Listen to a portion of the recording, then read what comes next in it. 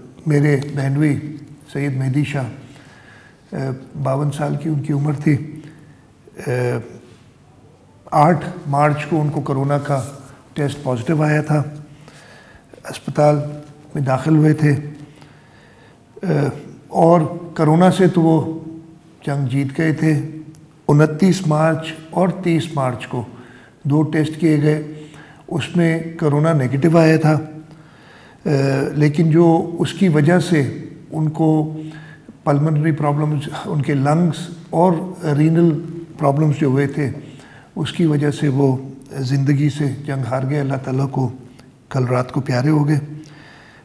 Even though ان کو ہسپتال نے کہا تھا کہ جی کرونا سے تو یہ نیگیٹو ہو چکے ہیں، کرونا ختم ہو چکا ہے، لیکن اس کے باوجود ہم نے حکومتی جو ڈائریکٹیوز ہیں ان کو مد نظر رکھتے ہوئے کل رات کو ان کو وہی جو SOPs فالو کی جا رہی ہیں ان کے تحت ان کی تدفین کی۔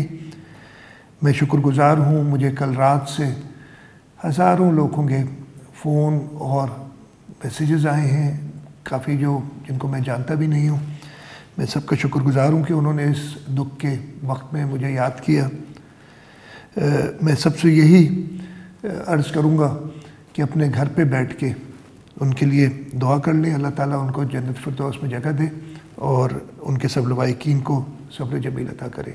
یہ بہت ضروری ہے کہ آپ اپنے گھروں میں بیٹھ کے حکومت کی جو ڈائریکٹیوز ہیں، حکومت کی جو ڈائریکشنز ہیں، ان کو فالو کرتے ہوئے آپ گھر میں بیٹھ کے ان کے لیے دعا کریں۔